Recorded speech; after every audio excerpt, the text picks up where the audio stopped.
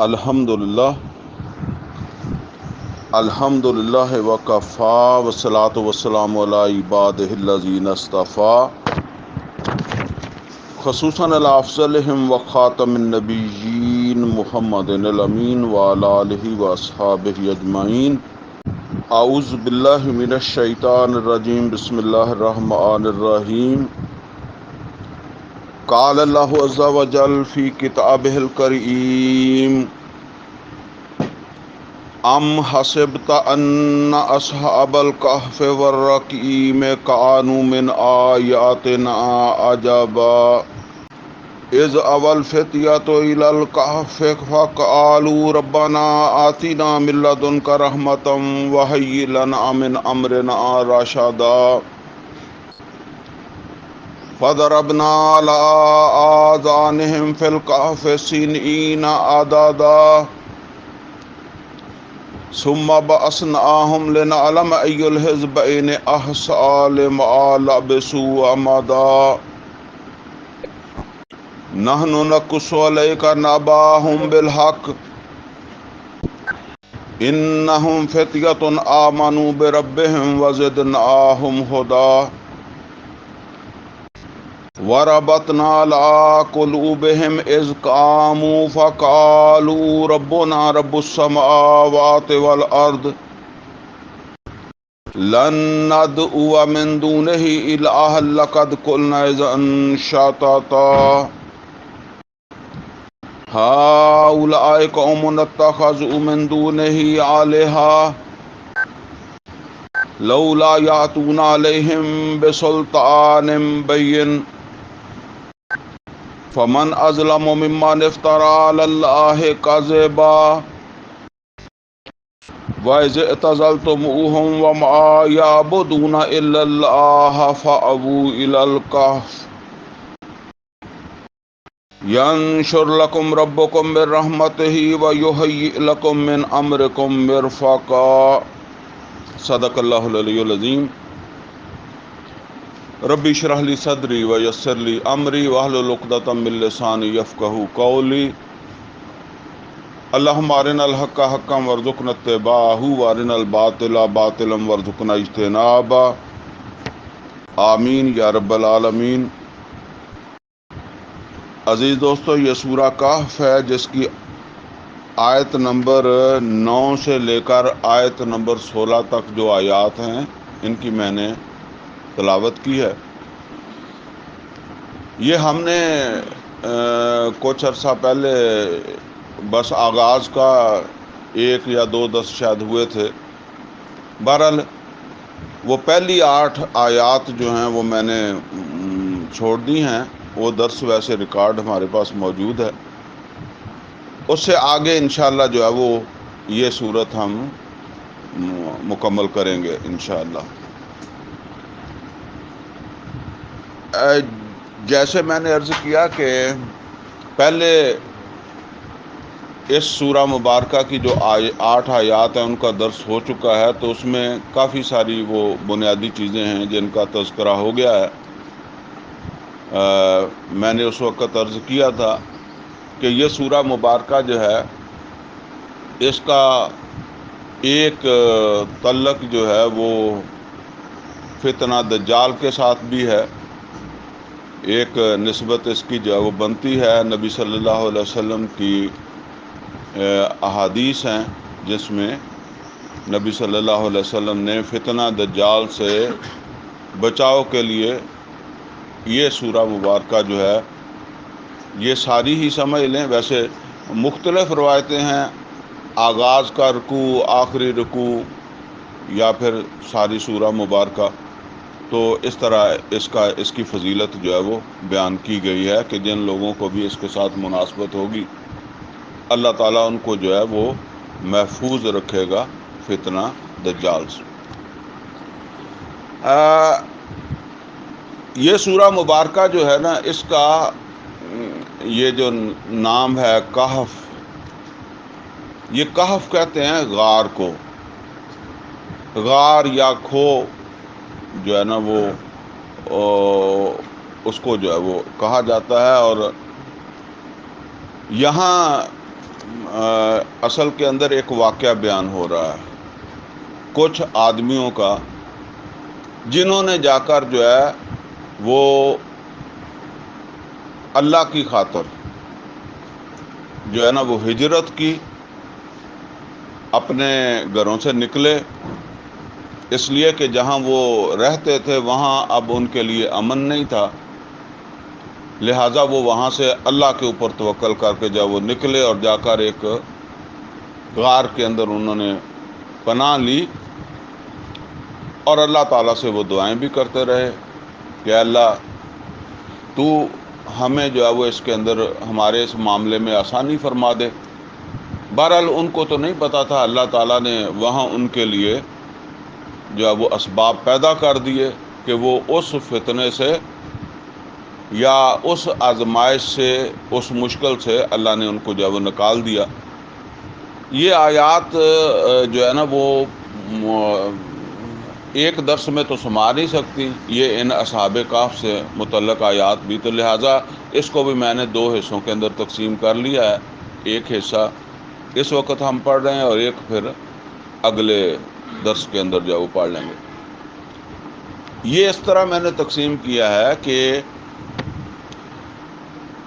ایک ہے ان لوگوں کا اپنے ایمان کے حوالے سے اپنے معاشرے میں مظاہرہ، اور پھر اس معاشرے کا رد عمل، جس کی وجہ سے پھر انہوں نے غار کے اندر جا کر جو ہے وہ پناہ لینی پڑی، یا انہوں نے پناہ لی غار میں، تو بس وہ غار کے اندر جا کر انہوں نے پناہ لی، وہاں تک کا مضمون جو ہے وہ یہ 16 نمبر آیت تک جو ہے وہ انشاءاللہ جو ہے وہ آ جائے گا۔ یہ اصحاب کہف کون تھے، یہ چیز تھوڑی سی تفصیل طلب ہے۔ عیسیٰ علیہ السلام کی جب تشریف آوری ہوئی، تو یہ میں پہلے بھی ذکر کرتا رہتا ہوں کہ عیسیٰ علیہ السلام یہودیوں کے اندر تشریف لائے، اور یہ بھی کہ یہودیوں کی اکثریت جو تھی انہوں نے عیسیٰ علیہ السلام کو رسول نہیں مانا۔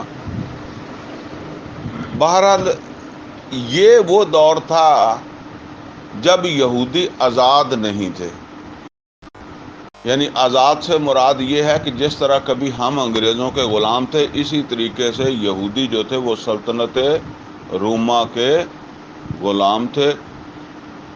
البتہ یہودیوں کو ایک محدود قسم کی آزادی بھی حاصل تھی، آزادی کہہ لیں، اختیارات کہہ لیں، یہ حاصل تھے۔ جس طرح انگریز جو تھے وہ ہندوستان، پاکستان، اس کے اوپر جو ہے وہ قابض تھے، اوپر حکمران وہی تھے، اپنے نیچے انہوں نے کچھ راجے مہاراجے بھی رکھے ہوئے تھے، تو ظاہر ہے وہ راجے مہاراجے اپنی اپنی عوام کے حوالے سے جو ہے وہ فیصلے بھی کرتے تھے، تو وہ ایک حد تک آزاد تھے، لیکن کلیاتاً آزاد نہیں تھے۔ اسی لیے پھر وہ 1857 کی جنگ آزادی لڑنی پڑی نا۔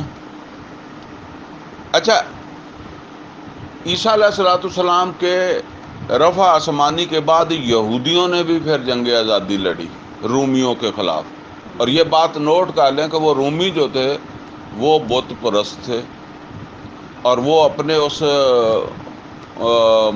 مذہب یا مسلک جو بھی کہہ لیں بت پرستی کا، جو بھی مشرکانہ ان کا نظریات تھے، ان کے اندر بڑے کٹر تھے۔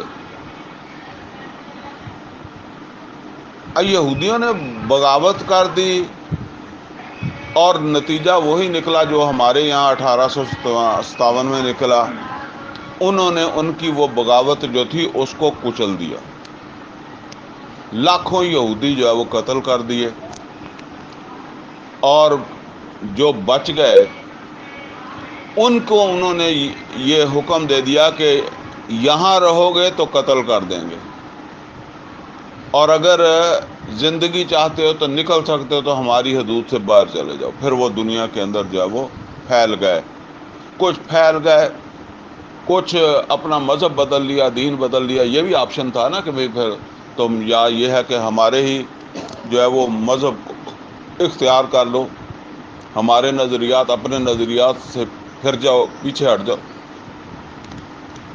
البتہ جو لوگ عیسائی ہو گئے تھے نا، ان عیسائیوں کو انہوں نے اس طرح نہیں کہا کہ بھئی تم بھی ہمارا ملک چھوڑو.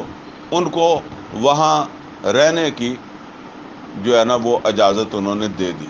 یہودیوں کو تو اجازت ہی نہیں تھی نا، ان کو اجازت دے دی.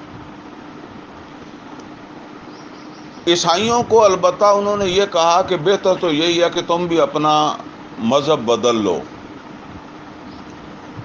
اور اگر نہیں بھی بدلنا، جس نے بھی نہیں بدلنا، وہ پھر زیادہ جو ہے وہ جسے کہتے ہیں کہ اپنے مذہب کی تبلیغ کرنا، نمائش کرنا، اس طرح کی باتوں سے باز رہے.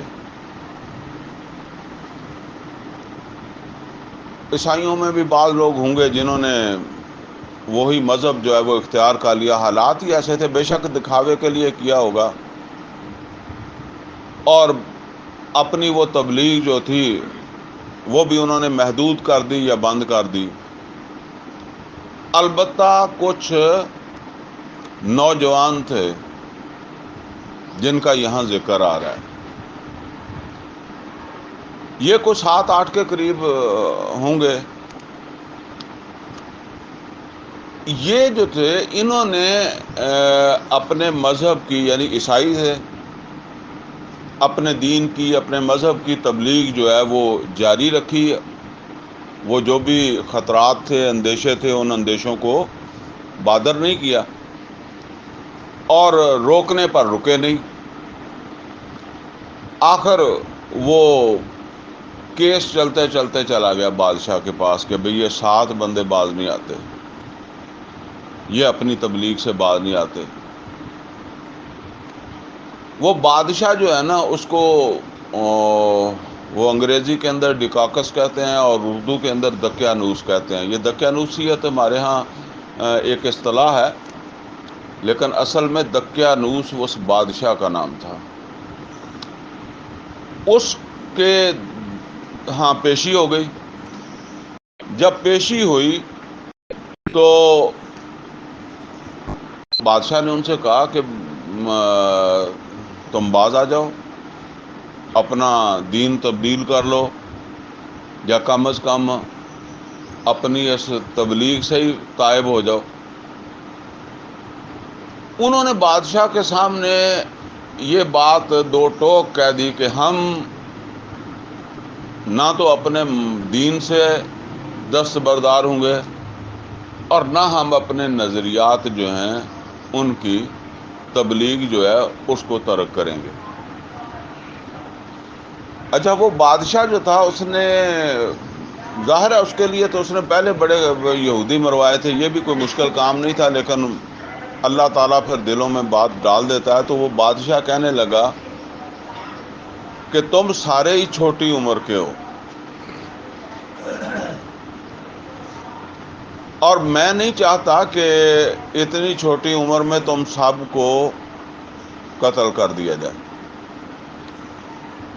میں تمہیں ایک موقع دینا چاہتا ہوں کہ کوئی 10 15 20 دن جتنے بھی اس نے دیے، اس میں تم جاؤ، اپنا اچھا برا جو ہے اس کو سمجھ لو، کسی سے مشورہ کرنا ہے تو کر لو، آپس میں مشورہ کرنا تو مشورہ کر کے پھر فلاں تاریخ، جیسے ہمارے ہاں کہتے ہیں عدالت سے تاریخ مل گئی، فلاں تاریخ پہ پھر واپس آ جانا اور پھر فیصلہ کر دیں گے. رستہ یہی ہے، یا تو اپنے دین سے دستبردار ہو جاؤ، یا کم از کم یہ تبلیغ وغیرہ اپنی جو ہے وہ اس کو روکو، اور تیسرا آپشن جو ہے وہ مرنے کا ہی ہے. وہ چلے گئے، اور جب وہ تاریخ قریب آئی تو اب انہوں نے سوچا کہ کل یا اسی دن ہی کہ بھئی اب پیشی ہونی ہے بادشاہ کے پاس. تو بادشاہ کے پاس تو ہمارے لیے یہی 3 چیزیں ہیں: اپنے دین سے پیچھے ہٹ جائیں، اپنے دین کی دعوت و تبلیغ جو ہے اس کو ترک کر دیں، یا پھر موت کے لیے اپنے آپ کو پیش کر دیں. تو انہوں نے کہا کہ یہ پہلی دو چیزیں جو ہے نا یہ تو ہم نہیں کریں گے، نہ اپنے دین سے پیچھے ہٹیں گے، نہ اپنے نظریات جو ہے ان کا پرچار، ان کی تبلیغ جو ہے اس کو محدود کریں گے۔ اب یہ تیسرا آپشن جو ہے نا یہ جان والا، اس کے اوپر غور کر لو کہ اس میں بچت کیسے ہوتی ہے۔ تو انہوں نے کہا کہ اگر بادشاہ کے سامنے چلے گئے تو پھر تو وہاں تو کچھ نہ کچھ ہو ہی جائے گا، لہذا ہم جو ہے وہ یہاں سے ہجرت کر لیتے ہیں، یہاں سے نکل جاتے ہیں۔ اب نکلنے کے لیے بھی مسئلہ یہ تھا کدھر جائیں، تو انہوں نے کہا کہ بھئی فی الحال تو یہاں سے روپوش ہو جائیں، کسی غار کے اندر جا کر جو ہے وہ پناہ لیں، پہاڑوں کے اندر جا کر، اور پھر دیکھیں کہ اللہ کوئی رستہ پیدا کرے گا ہمارے لیے، تو جو ہے وہ کوئی رستہ نکل آئے گا۔ چنانچہ وہ جو ہے چلے گئے ایک غار کے اندر، پہاڑوں کے اندر جو کوئی غار تھی، اس غار کے اندر جو ہے وہ جا کر انہوں نے جو ہے وہ پناہ لے لی۔ یہ ہے وہ واقعہ جس کو ہم بس ان آیات کے اندر جو ہے وہ پڑھ رہے ہیں۔ فرمایا ام حسبت ان اصحاب الکہف والرقیم۔ اچھا، اس میں ایک چیز اور بھی ایڈ کر لیں، بلکہ دو کر لیں، چلو تمہید ہی کے اندر۔ ایک یہ ہے کہ نبی کریم صلی اللہ علیہ وسلم مکہ کے اندر تھے جب یہ صورت نازل ہوئی ہے، اور مکہ میں بھی یوں سمجھ لیں کہ 9 10 سال 11 سال یہ ہو گئے تھے آپ کو جو ہے وہ دین کی دعوت دیتے ہوئے۔ نبی صلی اللہ علیہ وسلم کی یہ جو دعوت تھی، اس سے سب سے زیادہ پریشانی یا سب سے زیادہ تکلیف وہ تھی مکے کے اندر مشرکین کو۔ میں اکثر عرض کیا کرتا ہوں کہ یہ مشرکین جو تھے یہ اصل میں مذہبی رہنما تھے۔ یہ چونکہ جو دعوت تھی نبی صلی اللہ علیہ وسلم کی، اس کا تعلق بھی مذہب سے تھا، دین سے تھا، لہٰذا اب ان کو یہ محسوس ہوتا تھا، بلکہ محسوس کیا ہوتا تھا، حقیقت ہی تھی کہ اگر یہ دعوت کامیاب ہوتی ہے تو یہ ہمارے نظریات جو ہیں، یا ہمارا جو مذہب ہے، یا ہماری جو حیثیت، مذہبی حیثیت ہے، ہماری یہ حیثیت ختم ہو جائے گی۔ لہٰذا وہ یہ چاہتے تھے کہ محمد اور رسول اللہ صلی اللہ علیہ وسلم اس دعوت کو روک دیں، یہ دعوت جو ہے وہ آگے نہ پھیلے، آگے نہ چلے۔ اس کے لیے پھر وہ جو کوششیں کرتے تھے، ان میں سے ایک کوشش یہ بھی تھی کہ انہوں نے مدینے کے یہودی جو تھے نا ان سے بھی رابطے کیے، چونکہ عیسائی ہوں، یہودی ہوں، مسلمان ہوں، کافی چیزیں ان کے اندر جو ہے وہ مشترک ہیں۔ اللہ کو عیسائی بھی مانتے ہیں، یہودی بھی مانتے ہیں، مسلمان بھی مانتے ہیں۔ فرشتوں کو عیسائی بھی مانتے ہیں، یہودی بھی مانتے ہیں، اور مسلمان بھی مانتے ہیں۔ پھر یہ کہ اللہ تعالیٰ کی طرف سے انسانوں میں سے پیغمبر بنائے جاتے رہے، اس کو عیسائی بھی مانتے ہیں، یہودی بھی اور مسلمان بھی مانتے ہیں۔ پھر اللہ کی طرف سے وحی ہوتی رہی پیغمبروں پر، اس کو وہ یہودی، عیسائی، مسلمان سب مانتے ہیں۔ پھر یہ کہ جو ہدایت کے مطابق زندگی گزارے اس کے لیے جنت ہے، تو جنت کو مسلمان بھی مانتے ہیں، عیسائی بھی، یہودی بھی، اور جو نہ اس کے مطابق زندگی گزارے ان کے لیے جہنم ہے، اور یہ بھی سب مشترک چیز ہے، ہم بھی کہتے ہیں کہ ایسے ہی ہے۔ اب اس سے آگے اختلافات کیا ہیں کہ وہ جو یہودی ہیں وہ عیسیٰ علیہ الصلوۃ والسلام کو اور انجیل کو نہیں مانتے، محمد اور رسول اللہ صلی اللہ علیہ وسلم اور قرآن کو بھی نہیں مانتے۔ اسی طریقے سے عیسائی جو ہیں وہ موسیٰ علیہ السلام تک سب پیغمبروں کو مانتے ہیں، پھر آگے عیسیٰ علیہ السلام کو اور انجیل کو مانتے ہیں، لیکن محمد صلی اللہ علیہ وسلم اور قرآن کو نہیں مانتے.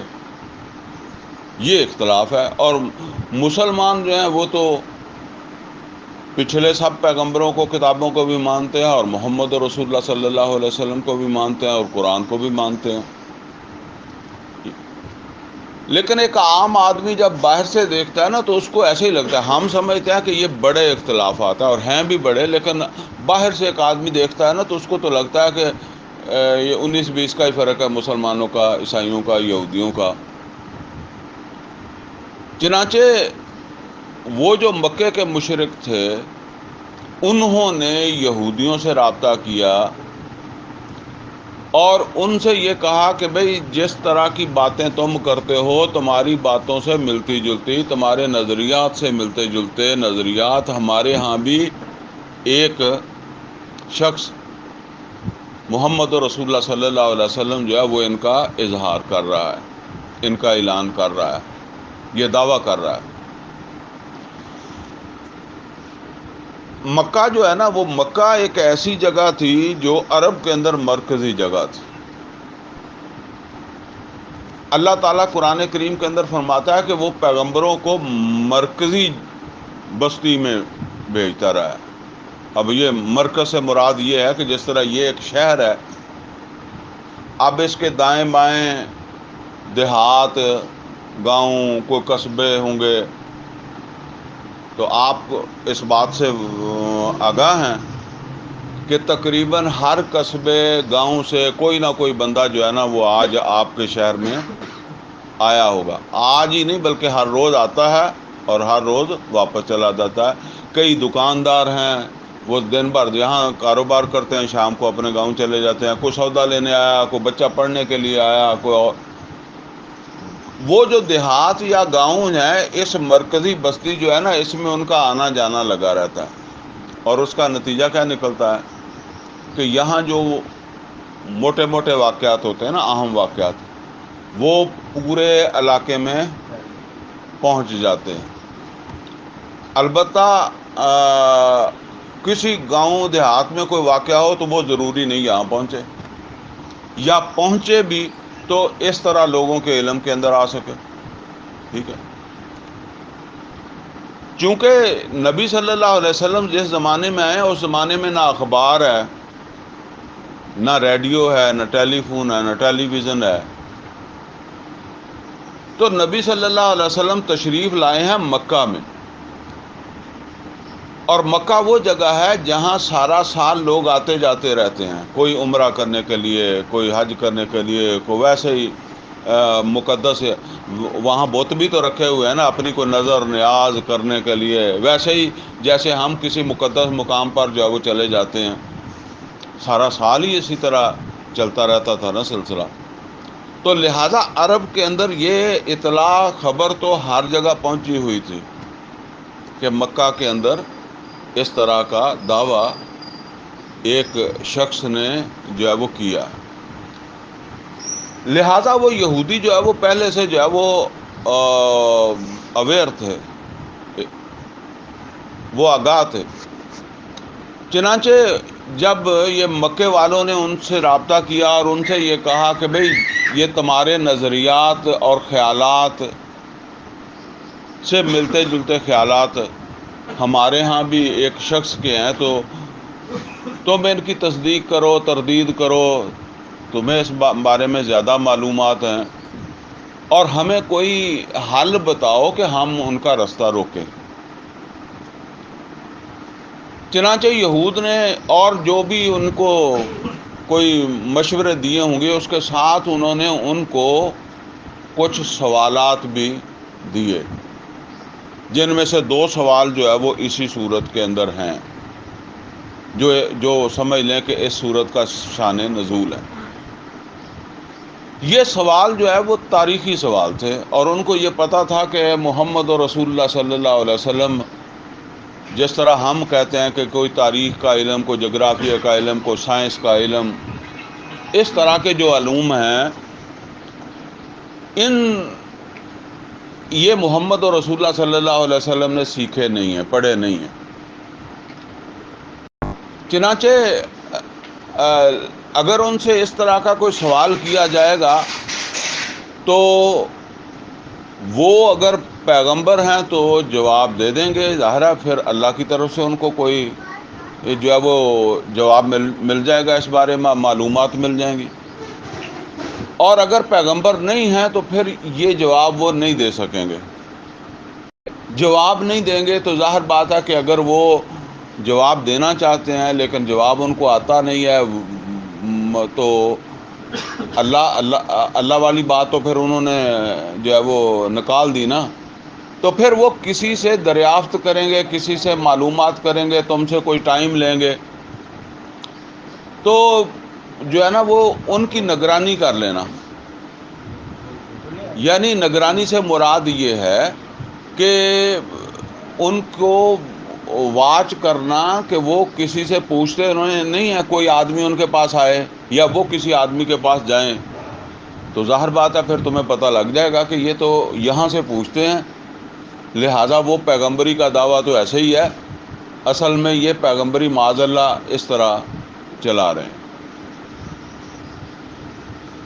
اب وہ آئے مکے والے جو تھے انہوں نے آ کر نبی صلی اللہ علیہ وسلم سے سوال کیا، اور وہ دو سوال جو میں نے عرض کیا ان میں سے ایک ہے اصحاب کہف کے بارے میں۔ اصحاب کہف کون تھے؟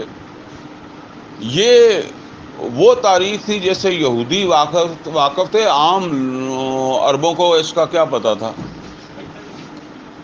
اور اسی طریقے سے دوسرا بھی ایک تاریخی سوال تھا جس کا تعلق یہود کے ساتھ تو تھا، اور وہ یہ تھا کہ ذوالقرنین کون تھا۔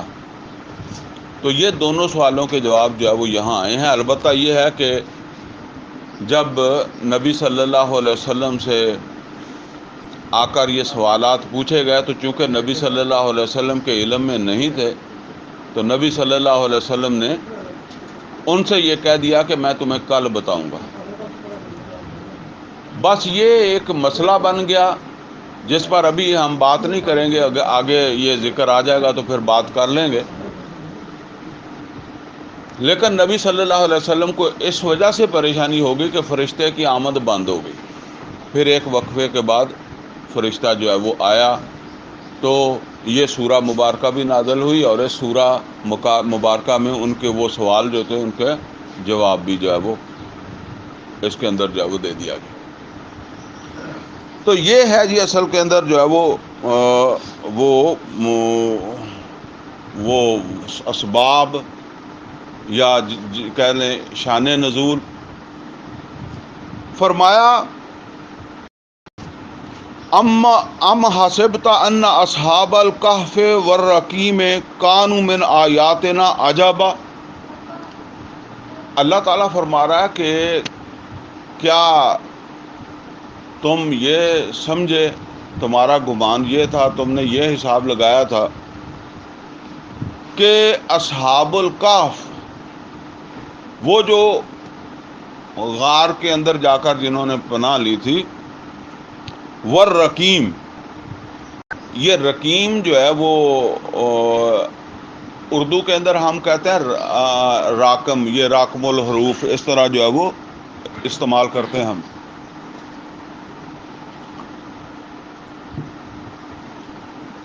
آج کے زمانے میں بھی جو ہے نا وہ اگر کوئی آدمی مفرور ہو، پولیس کو مطلوب ہو تو وہ اسے ڈھونڈتے ہیں، ڈھونڈنے کے بعد جب وہ نہیں ملتا تو پھر اس کو جو ہے نا وہ ریکارڈ بنا کر نا اندراج کر کے تو اس کو جو ہے وہ فائل بنا کر رکھ لیتے ہیں کہ بھئی یہ مفرور ہے، ہمیں نہیں مل سکا، وہ ریکارڈ محفوظ ہو جاتا ہے، جب کبھی ملے گا 5-10 جب بھی کبھی ملے گا تو وہ پھر فائل کھول لیں گے۔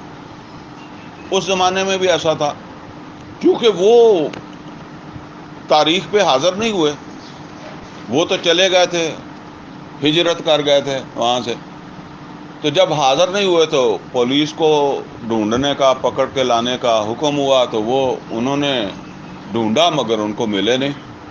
جب نہیں ملے تو آج کے دور کے اندر جو ہے وہ کاغذ آیا. اس زمانے میں کاغذ نہیں تھا تو انہوں نے جو ہے نا وہ پتھر کی سلیٹیں جو ہے نا ان کے اوپر وہ اندراج کر کے ان کے حلیے، ان کی عمریں، ان کے ماں باپ کے نام، ان کے نام، جیسے کہتا ہے نا پورا ڈاٹا، وہ جو ہے نا وہ انہوں نے لکھ کر تو وہ سلیٹیں جو ہے وہ رکھ لیں. تو اس وجہ سے ان کو جو ہے وہ رقیم، یعنی وہ جن کا اندراج ہو گیا، جن کے متعلق جو ہے وہ معلومات درج ہو گئی تھی، ان کو اصحاب رقیم بھی کہتے ہیں. اور اس کی ایک اور وجہ بھی ہے، اور دونوں وجوہات ہو سکتی ہیں، یعنی دونوں چیزیں اپنی اپنی جگہ ٹھیک ہیں. وہ یہ ہے کہ جس وقت پھر وہ فوت ہو گئے تھے نا تو وہ جو غار تھی اس کے اوپر سلیٹیں لگائی گئی تھی. ان سلیٹوں کے اوپر بھی جس طرح ہمارے ہاں کوئی کسی کی قبر کے اوپر جا کر کتبہ لگا دیتے ہیں، اس پہ اندراج ہوتا ہے نا کہ فلاں بندہ، فلاں ولدیت، فلاں تاریخ وفات، یہ وہ سارا اس کے اوپر درج تھا. تو وہ بھی اس وجہ سے بھی رقیم، اور اس وجہ سے بھی جو ہے وہ رقیم کے ان کا جو ہے وہ ریکارڈ جو ہے وہ رکھا گیا تھا. تو اللہ تعالیٰ پوچھ رہا ہے کہ کیا آپ نے یہ سمجھا تھا، یا آپ کا گمان یہ ہے؟ اصل میں کیوں ایسی بات اس طرح کیوں شروع کی جا رہی ہے؟ ایک انہونا قسم کا واقعہ ہے نا کہ بھئی اتنے عرصہ کیسے گزار لیا انہوں نے، جبکہ اتنی بندے کی عمر بھی نہیں ہوتی.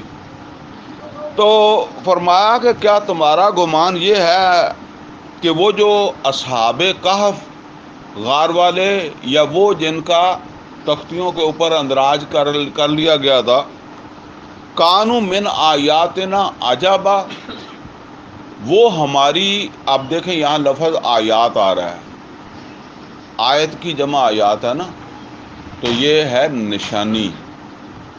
نشانی اس کو کہتے ہیں جس سے جو ہے وہ کوئی دوسری چیز جو ہے نا اس کی طرف دھیان جائے. اب یہ واقعہ جو ہے نا پھر یہ نشانی کس اعتبار سے ہے؟ یہ پھر ایک قدیر ذات کی طرف انسان کی جو ہے وہ توجہ جو ہے وہ مبذول کراتا ہے نا کہ بھئی اب کوئی کہے کہ جی یہ لوگ تو جو ہے وہ 70-80 سال عمر ہوتی ہے تو کہتے ہیں جی 100 سال ہو گیا ہے جو ہے نا وہ، اب تو زیادہ آپ کو ایسے، مجھے بھی کوئی سمجھے گا تو 80 سال کا سمجھے گا، ٹھیک ہے نا، وہ ویسے بندہ ایسے لگنے لگ جاتا ہے. تو وہ 300 سال جو ہے وہ بندہ زندہ ہی رہا. تو یہ پھر جو ہے نا وہ، اب یہ پھر اس قادر اور قدیر ذات کی طرف جو ہے وہ پھر بندے کی توجہ جو ہے نا وہ جاتی ہے کہ کوئی ذات تو ہے جس کی اتنی بڑی قدرت ہے، ٹھیک ہے نا. تو فرمایا کہ کیا تم نے یہ سمجھا تھا کہ یہ ہماری جو ہے وہ بڑی ایسی نشانیاں ہیں کہ جن کے اوپر بڑا کوئی تعجب تمہیں ہونا چاہیے، حیرانی ہونی چاہیے. یہ کچھ جیسے کہتا ہے کوئی اللہ تعالیٰ فرما رہا ہے یہ کوئی اتنی حیرانی والی بات نہیں تھی.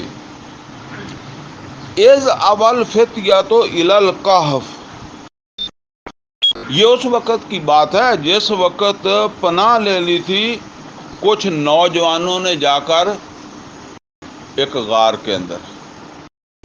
اچھا یہاں یہ لفظ آیا نا فتیہ، تو نوجوان، تو یہ بھی چلیں اس کے اوپر بھی تھوڑی بات کر لیں. اب بندہ کا خیال تو آنا چاہیے نا کہ وہاں بڑے مولوی ہوں گے، بڑے مذہبی لوگ ہوں گے، بڑی عمر والے ہوں گے، کسی کا نام نہیں آیا تو یہ نوجوانوں کا نام آ رہا ہے، ٹھیک ہے نا. تو یہ سمجھ لیں جی کہ یہ نوجوانی، ایک تو ہے نا جوان تو پھر 40 سال تک جوان ہی چلتا ہے نا. نوجوان ابھی جو ہے نا وہ شادی نہیں ہوئی، کوئی داڑھی مچھ بھی کوئی پھٹ رہی ہے یا نہیں پھٹی ہے، ٹھیک ہے. یعنی مطلب کیا ہے، ایک ایسا بچہ، ایسا نوجوان جس کی ابھی معاشرے کے اندر جڑیں نہیں ہیں.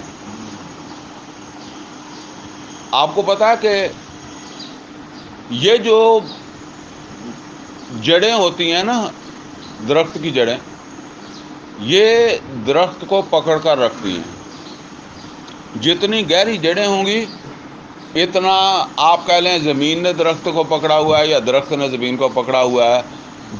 لمبی جڑوں والا جو ہے نا وہ اگر طوفان آتا ہے، آندھی آتی ہے تو اس میں اس کے بچنے کے چانسز ہیں اس جڑوں کی وجہ سے۔ اچھا چھوٹی جڑوں والا جو ہے وہ خطرے میں ہے، تو جس کی جڑیں بالکل نہیں ہیں وہ تو ہو سکتا ہے ویسے ہی ڈگ پائے، ہوا تو بغیر بھی ڈگ پڑے۔ اسی طرح سمجھ لیں کہ انسان کی بھی اپنے معاشرے کے اندر جڑیں ہوتی ہیں۔ یہ جڑیں کیا ہیں؟ دیکھیں، پہلی جڑیں بنتی ہیں ماں باپ، پھر بہن بھائی۔ آپ ماں کو تکلیف ہو، بہن کو تکلیف ہو، میرے کسی عمل سے میری ماں کو پریشانی ہو، میرے باپ کو پریشانی ہو، میرے بھائیوں کو پریشانی ہو، تو جڑ بن گئی نا۔ تو میں سوچوں گا کہ یار میں کروں گا تو میرے بھائی کو بھرنا پڑ جائے گا، میرے ماں باپ کو بھرنا پڑ جائے گا۔ پھر بیوی آ جاتی ہے، پھر شادی ہو جاتی ہے تو بیوی اور پھر بچے، یہ جڑیں بن جاتی ہیں۔ اچھا پھر جہاں میں نے بیٹی کی شادی کر دی وہ بھی ایک جڑ لگ گئی، اور جہاں سے میں اپنے بیٹے کے لیے لے آیا وہ بھی جڑ بن گئی۔ یہ اس طرح پھر دوست احباب، ایک تو یہ ہے۔ دوسرا یہ ہے کہ ہمارے معاشی معاملات بھی ہیں۔ اب ایک آدمی نوکری کرتا ہے، یہ نوکری بھی ایک جڑ ہے۔ ایک آدمی کاروبار کرتا ہے، یہ کاروبار بھی ایک جڑ ہے۔ آپ کبھی غور کریں، وہ جڑ کا مطلب یہ ہے کہ اس نے اس کو پکڑا ہوا ہے۔ اب ذرا آپ اس کے اوپر توجہ کریں گے تو بات سمجھ آ جائے گی کہ ہم نے اگر اپنا ہم اندازہ کریں، ہم سب مانتے ہیں نا کہ نماز فرض ہے۔ 1 مہینے میں، 2 مہینے میں، 6 مہینے میں، 1 سال میں آپ اندازہ کریں، ساری نمازوں کو چھوڑ دیں، بس فجر کی بات ہی کر لیں، ٹھیک ہے نا، باقی ہم چھوڑ دیں، کہ کتنی چھٹیاں ہوئیں سال میں یا مہینے میں فجر کی نماز کی، اور کتنی چھٹیاں ہوئیں دکان سے یا ڈیوٹی سے، ہے نا؟ تو آپ اسی نتیجے کے اوپر پہنچیں گے کہ ڈیوٹی سے تو چھٹی نہیں ہو سکی، نہیں کی۔ وہ کوئی آدمی کہنے لگا، اس نے کہا جی اصل میں آپ فجر کی بات کرتے ہیں، میں نے کہا زور کی کر لیں، اس کو ملا لیں، بات پھر بھی وہیں ہوگی، ٹھیک ہے نا۔ اور عام طور پر جو ہے وہ جب کوئی اس طرح بات ہو نا، کوئی نصیحت کی جائے کہ بھئی نماز پڑھا کرو، تو عام بندہ کیا کہتا ہے؟ وہ کہتا ہے جی بس دعا کرو، کوشش تے اسی کر دیں ہیں پر پتہ نہیں، پابندی نہیں ہوندی۔ وہ رحمت اللہ بٹر صاحب مرحوم کہا کرتے تھے کہ کبھی کسی آدمی نے آپ سے یہ دعا کروائی ہے کہ یار دعا کرو کہ میں دکان پر ٹائم پر چلا جایا کروں، دعا کرو کہ میں اپنی ڈیوٹی جو ہے نا وہ پابندی کے ساتھ جو ہے وہ کر لیا کروں، نوکری وافڈا میں ہے، فوج میں ہے، پولیس میں ہے، کسی جگہ ہے، ماسٹر ہے، ٹھیک ہے نا۔ یہ کبھی دعا نہیں کرواتا، یہ اسے خود ہی پتا ہے کہ میں نے جانا ہے، اور چھٹی بھی نہیں کرتا، غیر حاضری بھی نہیں کرتا۔ کم از کم کوئی بہت زیادہ غیر ذمہ دار ہوگا کر لیتا ہوگا، لیکن نمازوں سے زیادہ نہیں غیر ذمہ داری کا مظاہرہ کرتا، ٹھیک ہے نا۔ یہ ہے جی جڑیں معاشرے کے اندر ایک بندے کی۔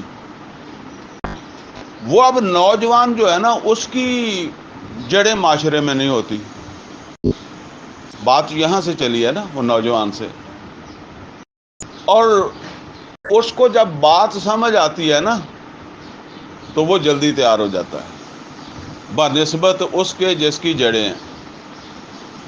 ابھی میں اس کو اور بھی واضح کر دوں۔ دیکھیں، یہ مجلس ہے، فرض کریں یہاں ہمارا کوئی ساتھی بیٹھا ہوا ہے، اس کا ایک دو نوجوان بیٹے بھی ساتھ بیٹھے ہوئے ہیں۔ یہاں میں درس دیتا ہوں، پردے کے اوپر درس دیتا ہوں، ٹھیک ہے؟ پردہ آپ سمجھتے ہیں نا کہ پردہ اگر ہے تو پھر میرا بھائی جو ہے نا، سکا بھائی، جس کی جو ماں بھی ایک ہے باپ بھی ایک ہے، اس سے بھی میری بیوی کا پردہ ہے، ٹھیک ہے نا؟ میرا جو داماد ہے، میری دوسری بیٹیاں جو ہے نا، اس سے ان کا پردہ ہے میرے داماد سے۔ چاچا، تایا، ماموں، پھوپھا زاد، ہمسایا، ٹھیک ہے؟ یہ تو آپ جو ہے نا وہ گنے ہی نہ نا۔ اور اسی لیے میں کہا کرتا ہوں کہ جو اصل پردہ ہے وہ بریلوی، دیوبندی، اہل حدیث، شیعہ، ان میں شاذ ہی ملتا ہے، مولویوں کے گھروں میں بھی نہیں ہوتا، ٹھیک ہے نا؟ اور وہ معمولی سمجھتے ہیں اس چیز کو، حالانکہ یہ تو فرض ہے، قرآن کریم میں اللہ تعالیٰ کا حکم ہے۔ اچھا، وہ بات چل رہی تھی کہ وہ یہاں بیٹھا ہے، اور میں اگر اسے پوری وضاحت سے سمجھاؤں، اس کی اہمیت بتاؤں، تو وہ نوجوان جو ہے نا، اگر اس کو سمجھ آ گئی ہے تو وہ تیار ہوگا کہ بھئی کل سے یہ ہمارے گھر میں ہونا چاہیے، لیکن ابا تیار نہیں ہوگا۔ کیوں تیار نہیں ہوگا؟ ابے کو پتا ہے کہ وہ داماد غصے ہو جائے گا، وہ بہنوئی غصے ہو جائے گا، وہ تایا زاد غصے ہو جائے گا، ماموں زاد غصے ہو جائے گا، وہ اس کو کہے گا تھوڑا بریک تے چل، پیر رکھ۔ اسی طریقے سے اگر وہ تقریر کروں، میں درس دوں، دلائل کے ساتھ بات کروں کہ ملاوٹ نہیں کرنی چاہیے، رشوت نہیں لینی چاہیے، کام نہیں تولنا چاہیے، تو وہ نوجوان اس بات پہ تیار ہو جائے گا کہ واقعی اس پہ عمل ہونا چاہیے، لیکن وہ ابا تیار نہیں ہوگا، ٹھیک ہے نا؟ اس لیے کہ اس کی وہ جڑیں لگی ہوئی ہیں نا، وہ اس کی جڑیں نہیں ہیں۔ یہ سمجھ لیں، انقلاب جو ہے اس میں بڑا کردار ان لوگوں کا ہوتا ہے، نوجوانوں کا بڑا کردار ہوتا ہے، یہ جو ابھی ہمارے ہاں وہ تو ایک اچھا، یہ علیحدہ بات ہے کہ کوئی کسی کو غلط استعمال کر لے، غلط بھی استعمال ہو جاتے ہیں بندے، ٹھیک ہے نا؟ نبی صلی اللہ علیہ وسلم کے ساتھ بھی نوجوان تھے، اگر آپ غور کریں تو جو جنگیں ہوئی ہیں تو ان میں بھی آپ دیکھ لیں، نبی صلی اللہ علیہ وسلم نے کتنے بندے قتل کیے، ابو بکر صدیق رضی اللہ تعالیٰ عنہ نے کتنے قتل کیے، عمر فاروق رضی اللہ، یہ بڑے آدمی تھے، وہ جو قتل کرنے والے تھے وہ آگے ہی تھے، وہی تھے، ٹھیک ہے نا؟ ہراول دستہ۔ تو بہرحال جو ہے نا وہ یہ قرآن کریم میں اس کی گواہی اور بھی مقامات پر ہے۔ ابراہیم علیہ الصلوۃ والسلام کو جب آگ میں ڈالا گیا تو ان کی اس وقت کتنی عمر تھی؟ سورہ انبیاء کے اندر آتا ہے کہ جس وقت انہوں نے بت توڑے نا، تو وہ واپس آئے، انہوں نے آ کے کہا من فعل ھذا بآلہتنا، کس نے یہ سلوک کر دیا ہمارے معبودوں سے کے ساتھ اس طرح کا؟ تو وہ لوگ کہنے لگے سمعنا فتن، اب دیکھیں یہاں وہ فتح کا لفظ، سمعنا فتن، ہم نے ایک نوجوان کو سنا ہے، یذکرہم، جو ان کے متعلق باتیں کرتا رہتا ہے، یعنی ان کے متعلق ناپسندیدگی کا اظہار کرتا رہتا ہے، ہم نے سنا ہے، یقال لہ ابراہیم، اس کو ابراہیم کہتے ہیں، یعنی یہ نوجوانی کی عمر ہے اور اتنا بڑا کام کر دیا، اور دیکھیں کتنا برابر کا کام ہے، وہ بھی بادشاہ کے سامنے جا کر ڈٹے ہیں نا اصحاب کہف، اور ابراہیم علیہ الصلوۃ والسلام بھی نمرود کے سامنے آگ میں گرنے کے لیے تیار ہو گئے۔ اسی طرح وہ تو واقعہ سورہ کہف کے اندر ہی ہے، جب موسیٰ علیہ الصلوۃ والسلام نے فیصلہ کیا اللہ کے حکم کے مطابق جو ہے وہ ایک سفر کرنے کا، تو ان کے ساتھ بھی ایک لڑکا ہی تھا، وہ میں کہا کرتا ہوں کہ ظاہر ہے سفر جو ہے وہ بڑا تھکان والا تھا، تو کوئی نہیں نال ٹریا ہونا، وہ ایک نوجوان نال چل پیا، اور وہ آتا ہے نا کہ اذ قال موسیٰ لفتاہ لا ابرح حتی ابلغ مجمع البحرین او امضی حقبا اذ قال موسیٰ لفتاہ موسیٰ کا فتح یعنی موسیٰ کا ساتھی اور نوجوان لڑکا. اسی طرح سورہ یونس کے آخر میں بھی آتا ہے کہ موسیٰ علیہ السلام کے اوپر، ویسے وہاں ذریۃ ان کا لفظ ہے، فتح کا نہیں ہے، لیکن مفہوم ایک ہی ہے کہ موسیٰ علیہ السلام کے اوپر ایمان نہیں لائے تھے مگر اس کی قوم میں سے کچھ نوجوان، من خوف فرعون، اور وہ ایمان کیوں نہیں لائے تھے؟ فرعون کے خوف سے. اب وہ نوجوانوں کو، وہ ظاہرہ ان کو بھی تو سب کچھ پتا تھا نا کہ یہ ہوگا، لیکن وہ کھڑے ہو گئے موسیٰ علیہ السلام کے ساتھ. تو بہرحال یہ اہمیت بھی ہے. تو فرمایا کہ از اول فتیۃ الی الکہف، جس وقت کچھ نوجوان تھے جو چلے گئے تھے، پناہ لے لی تھی انہوں نے جا کر غار کے اندر. فقالو، تو انہوں نے دعا کی، ربنا آتنا من لدنک رحمہ، اے ہمارے رب ہمیں اپنی طرف سے رحمت عطا فرما دے، ہمارے اوپر اپنی طرف سے رحمت کر دے.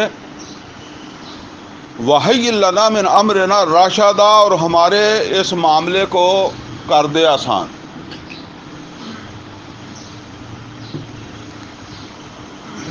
فَضَرَبْنَا عَلَىٰ آذَانِهِمْ فِي الْكَهْفِ سِنِينَ عَدَدًا. اب اللہ تعالیٰ کہتا ہے کہ پھر ہم نے ان کی مدد کی، اور کس طرح کی کہ ان کو تھپکی دی، تھاپڑیا، جس طرح بچے کو ماں تھپکتی ہے نا، وہ سلاتی ہے تو وہ تھوڑا سا ہلتا ہے تو پھر اس کو آگے دوبارہ جو ہے نا اس کو تھپ تھپ کرتی ہے کہ تاکہ یہ جو ہے نا وہ سویا رہے. تو اس طرح ان کو لمبا سلانا تھا نا، سالوں سال. اللہ تعالیٰ کہتا ہے کہ ہاں اس طرح ہم نے ان کو جو وہ رکھا. ثم بعثناہم لنعلم ای الحزبین احصیٰ لما لبثوا امدا. ثم بعثناہم، پھر ہم نے ان کو جگا دیا، اٹھا دیا، یہ دیکھنے کے لیے کہ ان میں سے کس کو جو ہے نا وہ یہ مدت کا احساس ہے. یعنی کسی کو، مطلب کیا ہے، انہوں نے اللہ سے مدد مانگی تھی اور اللہ نے ان کی مدد کر دی. اللہ نے ان کی مدد کر دی، مگر ان کو یہ پتہ ہی نہیں لگا کہ اللہ نے ہماری مدد کر دی ہے. انہوں نے دعا مانگی تھی کہ اللہ تو ہمارے اوپر اپنی رحمت فرما اور اس معاملے کو ہمارے لیے آسان بنا دے. ویسے تفصیل سے تو اگلی دفعہ ہم پڑھیں گے. اللہ نے مدد کر دی، وہ مشکلات پریشانیاں ختم بھی ہوگی، لیکن ان کو ابھی تک پتہ ہی نہیں ہے کہ ہمارا معاملہ سیدھا ہو گیا ہے. تو اس طرح بھی کئی دفعہ ہوتا ہے کہ آدمی نے دعا مانگی ہوتی ہے، دعا پوری بھی ہو چکی ہوتی ہے، تو بندے کو پتہ بھی نہیں ہوتا. نحن نقص علیک نبأہم بالحق، اللہ تعالیٰ فرما رہا ہے کہ ہم سنا رہے ہیں آپ کو ایسا واقعہ جو بالکل سچا ہے. یعنی اس لیے کہ عام طور پر اس کو ذہن نہیں مانتا، لیکن یہ بالکل سچا واقعہ ہے. انہم فتیۃ، بے شک وہ کچھ نوجوان ہی تھے، آمنوا بربہم، جو اپنے رب کے اوپر ایمان لائے تھے. اب ایمان کا مطلب یہاں یہ ہے کہ وہ اپنے رب کے اوپر بھروسہ کر چکے تھے، اپنے رب کے اوپر اعتماد کر چکے تھے، اپنے رب کے اوپر یقین ہو گیا تھا. قرآن حکیم کے اندر جو ایمان کا مظہر ہے نا، اس میں سے ایک بات یہ ہے، وَعَلَىٰ رَبِّهِمْ يَتَوَكَّلُونَ، کہ وہ اپنے رب کے اوپر توکل کرنے والے ہوتے ہیں. سورہ تغابن میں تو فرمایا کہ آمنوا بربہم، وہ اپنے رب کے اوپر توکل کر چکے تھے، وہ اپنے رب کے اوپر ایمان لا چکے تھے. وَزِدْنَاهُمْ هُدًى، تو ہم نے ان کی ہدایت کے اندر اور اضافہ کیا، والذین جاہدوا فینا لنہدینہم سبلنا۔ یہ جیسے جیسے انسان آگے بڑھتا ہے نا جی، ایک دم بندہ جو ہے نا وہ نہیں پہنچ سکتا، انسان کے اندر کمزوریاں ہیں، کمیاں ہیں، آپ ارادہ باندھیں گے پھر کبھی پاؤں پھسلے گا، لیکن اگر آپ مسلسل جو ہے نا وہ کوشش کرتے رہیں تو انشاءاللہ اللہ تعالیٰ جو ہے وہ پھر آسان بنا دیتا۔ آسان کیا ہے، بندے کو وہ محسوس نہیں ہوتا، بندے کو محسوس نہیں ہوتا۔ اب چلیں موقع کے لحاظ سے بات کر دیتا ہوں، پر ویسی بات تھوڑی ہوتی تو مشکل ہی ہے۔ آپ یہاں گھر سے آئے، آپ کو بھی گرمی لگ رہی ہے، اور میں وہاں سے آیا ہوں، مجھے بھی گرمی لگ رہی ہے، ٹھیک ہے۔ تو اب مسئلہ یہ ہے کہ میں مطلب بڑے آرام سے آ جاتا ہوں، گرمی کے باوجود مجھے کوئی تنگی محسوس نہیں ہوتی، اور نہ مجھے یہ ہوتا ہے کہ یہاں زیادہ ٹائم لگ جائے گا، ٹھیک ہے نا۔ آپ کو محسوس ہوتا ہوگا کہ درس جو ہے وہ لمبا بھی ہو جاتا ہے، ٹھیک ہے نا۔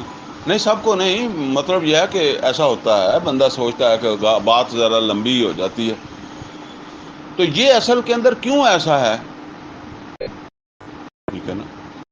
بس یہ پھر وہ بندے کا جو ہے نا وہ آخر اس بندے کو آپ غور کریں نا کہ جو صبح اتنی چھوٹی راتوں میں صبح تہجد بھی پڑھتا ہے اٹھ کر، یا چلو تہجد زیادہ مشکل ہے تو کم از کم فجر تو پڑھتا ہے نا، اور فجر میں کبھی مسجد میں جا کر دیکھیں تھوڑے ہی بندے ہوں، تو اسی سمجھو کہ میں نہیں جانتا باقی سارے جانتے ہیں، نہیں ہوں۔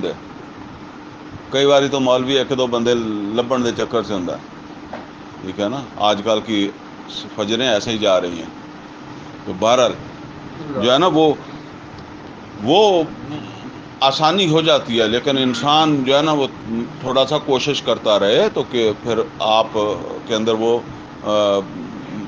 مقام آ جاتا ہے۔ بہرحال وَرَبَطْنَا عَلَىٰ قُلُوبِهِمْ، اللہ تعالیٰ فرما رہا ہے کہ ہم نے مربوط کر دیا، مضبوط کر دیا ان کے دلوں کو، ایسے نہیں وہ ڈٹے تھے، انہوں نے یہ رستہ اختیار کیا۔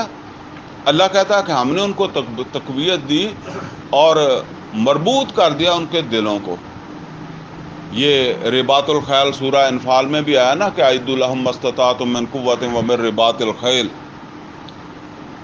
موٹے تازے طاقتور گھوڑے، ان کے دلوں کو تقویت دی۔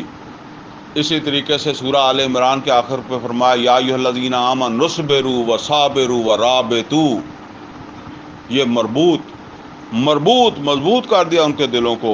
اذ قاموا، جب وہ ڈٹے اور کھڑے ہو گئے، فقالوا ربنا رب السماوات والارض، انہوں نے کہا کہ ہمارا رب وہی ہے جو رب ہے آسمانوں کا اور زمین کا، یعنی وہ بادشاہ کو کیا کہہ رہے ہیں، ان کو کہتے ہیں کہ یہ ہم رب تو اسی کو ہی مانتے ہیں جو آسمان و زمین کا رب ہے۔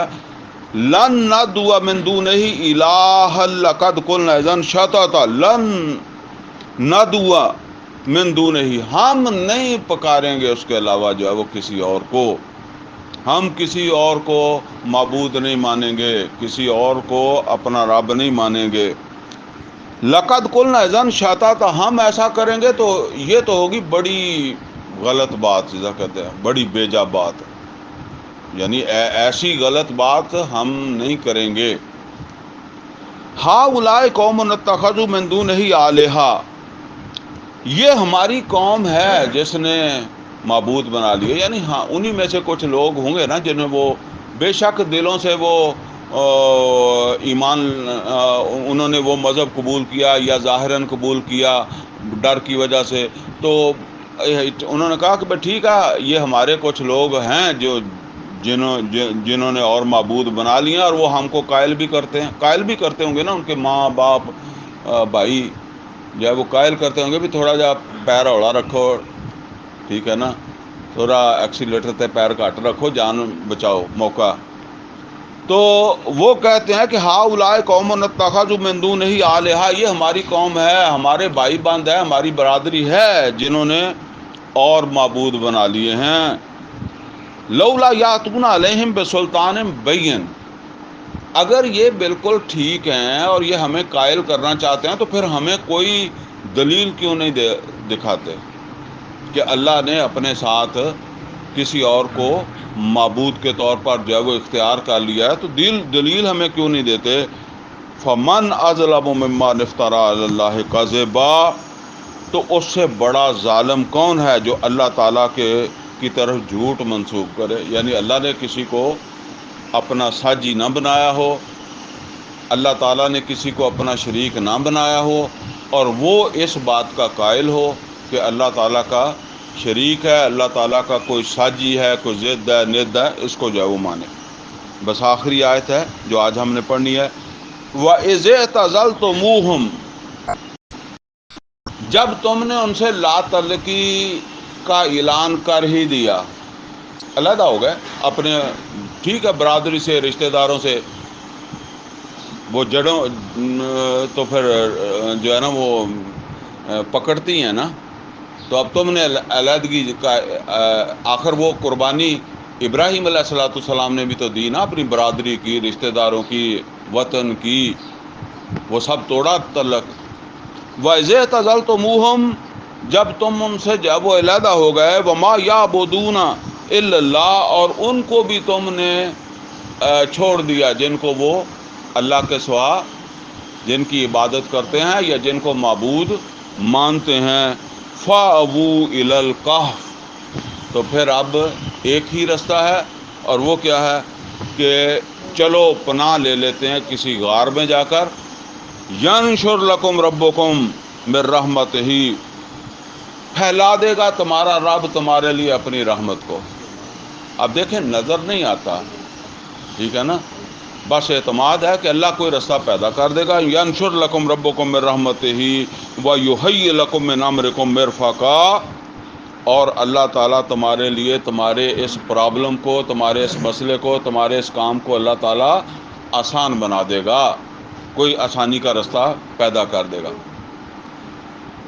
اب یہ سمجھ لیں کہ جی یہ جو واقعہ ہے نا، اب ایک تو وہ میں نے بتایا شان نزول، تو یہ جس موقع کے اوپر نازل ہو رہا ہے نا، تو اس سے ایک دوسری رہنمائی بھی دی جا رہی ہے۔ وہ رہنمائی کیا دی جا رہی ہے؟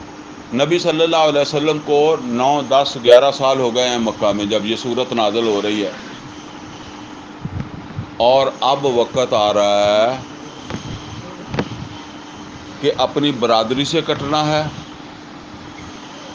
اپنے رشتہ داروں سے، کسی کو اپنے بچے بھی چھوڑنے پڑیں گے، کاروبار چھوڑنے پڑیں گے، اور کٹ کر جس طرح وہ کہف والے جو تھے نا، اصحاب کہف، وہ اپنے معاشرے سے کٹ کر چلے گئے تھے، اسی طریقے سے تم کو بھی کٹنا پڑے گا، اور یہ ہجرت ہوگی مدینہ کی طرف۔ اللہ کو پتہ ہے، ابھی تک واضح نہیں ہے۔ دیکھیں اس سے پہلے 2 دفعہ ہجرت ہو چکی ہے ابشا، لیکن وہ فرض نہیں تھی۔ اب یہ جو ہجرت آئے گی یہ فرض بھی ہوگی،